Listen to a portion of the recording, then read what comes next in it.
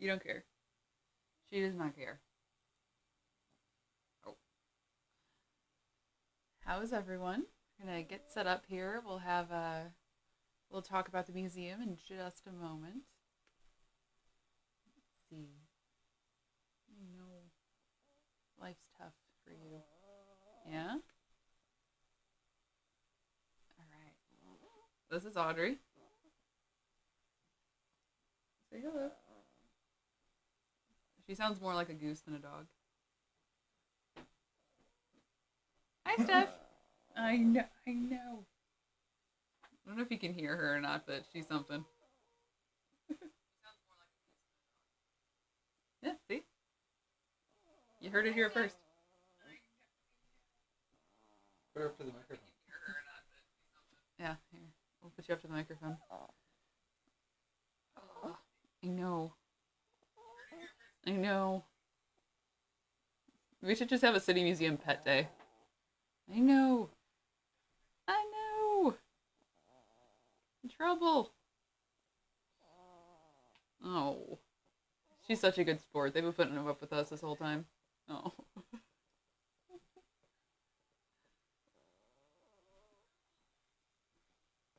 Oh, she's just like creaking.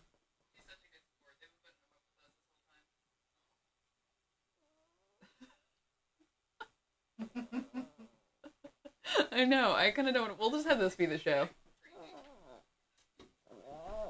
Oh, I know. All right.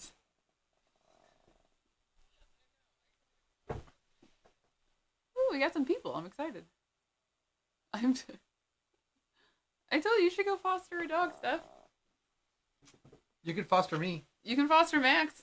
That's Max. For anyone that doesn't know. Sure, there's somebody in the world that doesn't know who you are.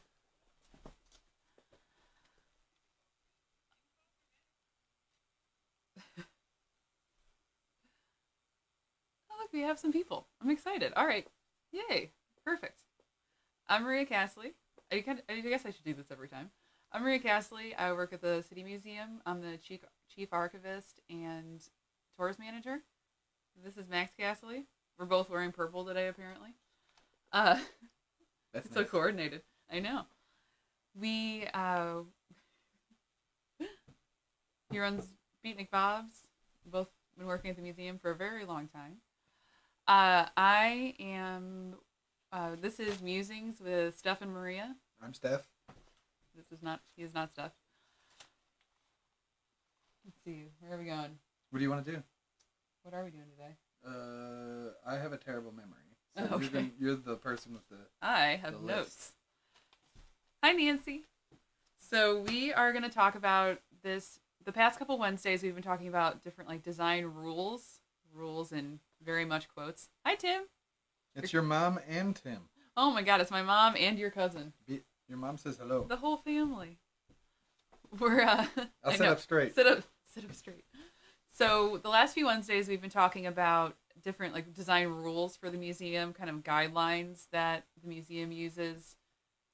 Clearly, rules are broken as well. We'll kind of touch on that a little bit on the second half of the show. Sort of like how Max is doing things right now. Let's just use this rule right now. Yeah. So this is the rule of natural light, right? No? Yeah. So he's helping me through this. So we're tying this all into our. The show today is natural light whenever possible. Sorry, that's right. So that's something that the museum would try and do, especially his dad, Bob Castley, would try and use natural light wherever they could in their exhibits and installations throughout the museum. And I think we've gotten through 5 minutes, so now we can really get into it, which I'm very excited about. So I've gathered some photos. The first half of this is going to be examples of natural light. We'll kind of transition to parts where there's a hybrid of both, and then we're going to go to a part where there is no natural light possible, i.e. Beatnik Bob's. And you'll see some experiments that we've been working on. So that's kind of the outline for the show today. Oh, yeah, he's just messing with lights. We'll be fine. I'm using natural light and not natural light. Come on now, people. I like I don't know. Anyway, let's get started. So, Welcome to City Museum. Tim says no AC, open windows for fresh air. That's Hey Tim, did you know you're a top fan of City Museum? I know. Yeah, did you see that? You're the tops, Tim. This first one, it's on the first floor. It's natural light coming in through the windows. I believe those windows are original to the museum. No, No? no, not at all. Good. That's why we ask questions. So they put those windows in, so there's a lot of light in the side there. And hi, Miss Laurie. Miss Laurie. All right, we'll focus. Sorry. They say we're supposed to interact with people. I have trouble focusing with that, but we're doing good, and I love to say hello to everybody, so I'm excited. All right, so yeah, this is on the first floor behind the aquarium. You'll see the treehouse. You can see the light coming in through the windows, and then there's another shot we have coming up. This one's one of my favorites. And you can tell from all of the mirrored mosaics throughout the first floor, when the light hits it that way, it just like kind of goes throughout the whole area, which I think is really gorgeous. By the way, yeah, Tim brought up a good point that those windows there were the original AC. Oh. Like, we had it, but yeah, we were watching. You really wanted AC, you'd open those windows. Yeah, exactly. Let's see. This next one. Yeah, I really like those two stuff. That's one of my favorites. This one's a newer installation. It's the waterfall that's on the third floor. It's in Skateless Park. They opened that up, and you can see the light coming in through the window through the water. I couldn't think of another example of that we have through that. I don't know if you could. Of what? Where there's light coming in through water in the museum. Oh, the fish tanks? Yeah, but from outside. Yeah, some of the fish tanks probably. So it's really generally in that area. The waterfall is really awesome. You can pull that chain up that you see on the right. It's pretty fantastic. Speaking of airplanes, thank you, Brian O'Shaughnessy. This is the airplane outside on Monstro. They're both airplanes. First one was from the FBI. Sure. I think so. We think the FBI. One was, what was the band's name? I knew all this, and I thought I didn't have to write it down, and then now I'm just like blanking completely. Go ahead. Keep going. Yeah. So one was it was damaged, an FBI plane. It was damaged in the flood of '93 that we had here in St. Louis, and then they ended up putting it up there. Hi, Mark. Oh, you're fine. One of the reasons why they took the sides off the plane was one for weight, but also to kind of make it more visually interesting. That way you can see like through the plane, so it kind of gives a different way for people to interact with something that they see not on an everyday basis, but yeah, giving a different way to interact with commonly known objects, which is something we do all over the museum.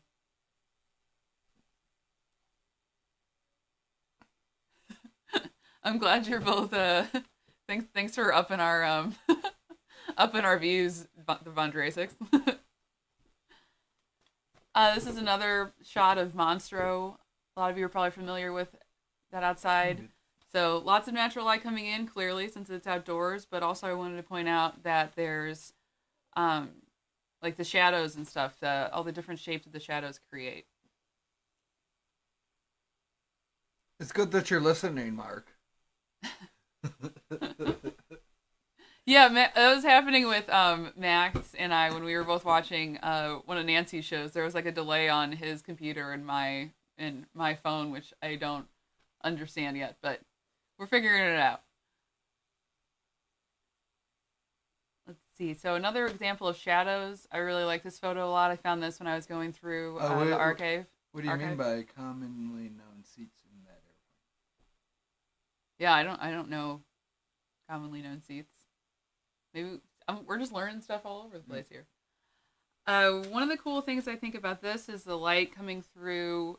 This is one of the gates on the rooftop. It's kind of overlooked because it goes into an area where you can't really get to, but just at that point in time, it goes through the door and casts its shadow on the wall there.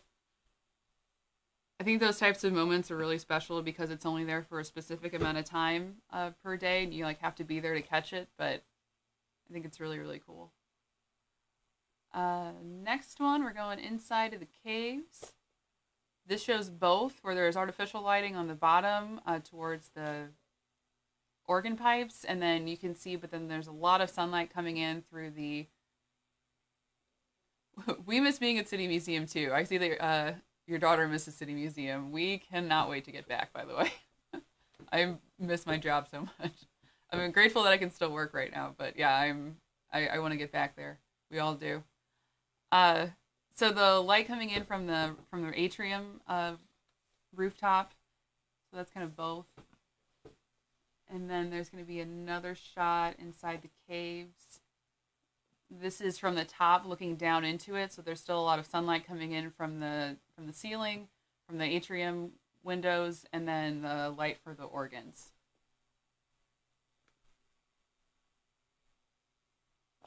This is sort of both. This is a close up of the bottle wall. I believe this one is this on the second floor? Hey, behave, Christine. I like how okay. Real quick, only because this is the second time this has happened. My mom, Christine Marshall, just asked where that was on the roof, the door. So she's worked up there for 8 years. That's the door that you go into to the other side of the roof, where the public can't get to. Right when you walk in. Yeah, right when you walk in, off to the right. So funny. Yeah. See, Steph knows. So the bottle wall. Can you tell that we've all been at home too long? Um, so the bottle wall that's on the second floor. Those were discontinued run of Vest soda bottles. It was a company it's a company that is in St. Louis. They've siliconed all the bottles together, so it's the light coming in from the outside, and then also the fluorescence to the sides. And now we're going to the aquarium. Archquarium. The Archquarium. I'm saying it wrong. The so that's one of the aquarium fish tanks, and then up on the top right, there are windows on the outside that illuminate it. You got the light coming in from the fish tank, and then there's also the blue light in the corner, which I think looks spectacular. Um, that's shown here. And then now we're going to. So this is the breezeway in between the two buildings. The building on, you'll see the breezeway, the photo on the right. The building on the left is the City Museum. The building on the right is the Last Hotel. That they were originally the Last Hotel were like the business offices for the International Shoe Company. They built the City Museum right behind it in the 30s. That was served as their factory, and then they had the breezeway that connected it. Yeah, the one on the right. That's now the Last Hotel, which I cannot wait to get back in there. It might still be open. I don't know. And then the City Museum. Yeah, it's on the right. They were doing some tests where they were showing lights in the breezeways. I don't think they're doing those anymore right now, but we just kind of like to try stuff out. I feel like it might be worth revisiting because I think it looks awesome. Then we'll go back inside. This is the tunnels in the ceiling behind Beatnik Bob's, and it's kind of in between Beatnik Bob's and Toddler Town. If you kind of know where that is, it's up on the third floor. If not, you'll have to go find it. The glass on the bottom, that's from the St. Louis Central Library. They had a remodel several years ago, and those were original, or that was glass that was originally in there, and then they ended up not using it in their remodel, so we ended up getting it, which I'm super excited about because I love libraries and I think that it looks amazing. So this has a lot of light coming in from the outside. There's some big windows on the Toddler Town side, and then as we get in further into the maze, you'll see that they added some extra lighting to make it super fabulous and special. We still have some of the library glass on the bottom, and then some really cool colored lights inside. And then this is a view from the outside of that area, from what I'm deeming the pinball alley. I don't know if that's the official name for it yet, but I'm going with it. So you see the pink lights up top, and then you can see through the tree branches outside of Toddler Town. That's where the sunlight's coming in. So now the question is, what do you do when there are no lights? Which brings us to Beatnik Bob's. And this is no sunlight, I should say. This is a early photo of Beatnik's. Bill Chrisman started Beatnik Bob's. He was a big fan of sign making, neon, and lighting, which we share that interest as well, I would say. Oh, yeah. Sure. So since we got Beatniks in 2015, our dog's growling just in case you think there's trouble back here. So when we got Beatniks in 2015, we decided to try a couple different. We've been trying projects over the years. I show you a couple of them that we have going on. If you've been in Beatniks before, there is a disco ball, so this is kind of drawing on that. This was a skeleton that we bought and then covered in mirror tiles. It's pretty fantastic. It took a little while. Yeah, I agree. We do need to light up the breezeway again. I'll do it. Max just offered. We're doing it as soon as we get back in there. Whether they like it or not. I actually have some stuff that we could do it with. Yeah, it's going to be awesome. So here's the disco skeleton. That is a full skeleton, mind you. That took a hot second. Yeah, I was eating disco pieces. Yeah, we still have disco pieces all around our house. This is from the same show. This is two mannequin heads that we covered in mirror tiles. This was from an Illumination show, which was a local Art Friday show that we had last year, towards the end of 2019.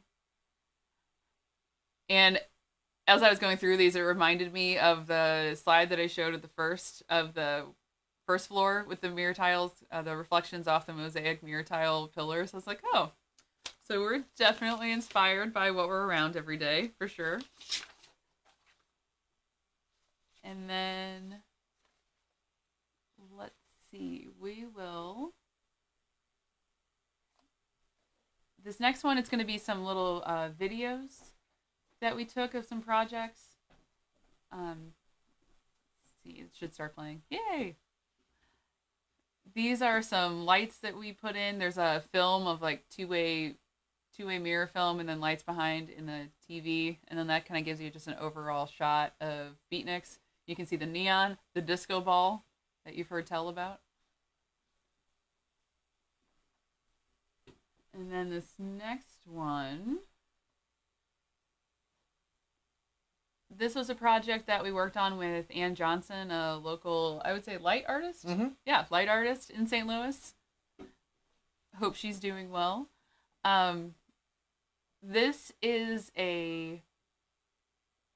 it's like a blind, a fabric blind that you can get at Home Depot, and then we put LED strips through it and then connected all of them to it. And then I think you're also projection mapping onto it in this one, or is this just the strips? I'm projecting mapping yeah. onto it. So the strips would go through and you can program those out. And so you can program different like shapes and patterns and stuff through the lights. And then in this one, Max is also projecting onto it. And we would use this as a backdrop for like bands and DJs and stuff like that. And then this next one. So Max several years ago got interested in projection mapping with a friend of ours named Raven. He does a lot of projection mapping as well. He helped us out on some projects in the museum for events and stuff like that. This is to the side of the circus. We were trying out some visuals. This is just one projector, and you might be able to explain it better than I can, but this is just one projector that you can block out different parts where the light's not shining on everything. correct. So it thank you. So like there's a and then you can have different videos showing in each section. So the top part is a separate video, and then the bottom part where all like the little tiles are, that's a separate those are separate videos as well, but they're all but it's all just from one projector. So you can do a lot of cool stuff with it, which we're pretty excited about. And yes, you absolutely should make that the shade for your kitchen window stuff. Yeah, I'll I mean, we've got time. Give us the dimensions and we can put that together for you. Let's see, what's this next one? Oh, here is a still photo, speaking of projection mapping, from one of our City Museum After Dark events last year. That is a astronaut guest DJing for the event. That I believe, and then we have a projection mapping on top of them, as well as the lighting out front. And then let's go to... And then this next one, I didn't really know where to put it, but it's just pretty fantastic, and it's adorable. Click it again. This one? I haven't clicked it yet. Oh. Yeah. I'm getting there. So this was, Ann Johnson did a disco skull. It kind of served as the inspiration for all of our other disco things we've been doing, and we brought it down to the aquarium. And we had some very interested visitors. Did you know that seahorses are mesmerized by disco skulls? We didn't know that until now. Yeah, the astronaut shows up on a number of occasions. This is one of my favorite videos. I think it's amazing.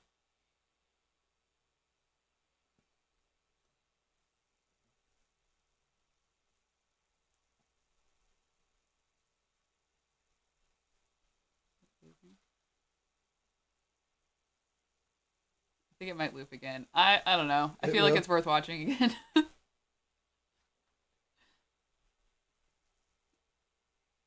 Those, by the way, those guys, just as a side note, they reproduce so quickly. We have so many seahorses at this point. Really? Yeah. That's great. We can talk to Tashir about that. Tashir and Matt take care of them. They've been taking care of them while we've been closed. All right. So, figure we'll go back to us and then go to the thing. Oop. Is it frozen? Yeah, I think it's frozen. Oh, she's frozen. I'm frozen.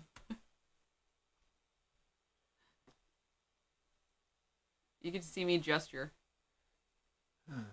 That's all right. We don't need to. If we go back to this guy. We can probably bring it in here. You're good. I don't need to. Will you go to that guy? You get to just look at my face now. It could have been worse, I guess. There's one more video we can show. Back to the seahorses. We're in the home stretch, I swear. All right. Well, since you don't need to see me, you'll be able to see the seahorses. We're gonna put a link to some of our other programming in the description section, and we'll definitely check that out. We've got some other shows coming up this week and every week. We've got some activity sheets, so there's a lot to work with. I appreciate everyone taking their time out to come and visit with us, and we'll play you out with something from the rooftop. Here, hold on. You don't need to see me. I already did this part. Oh, well. Yeah. We're due. They've seen me enough. We don't need to see that. I appreciate that. So we'll play you out with the rooftop, and everyone have a wonderful day. Take care of yourselves and each other, and we cannot wait to see you guys when we reopen. And stay safe. Thanks, everybody.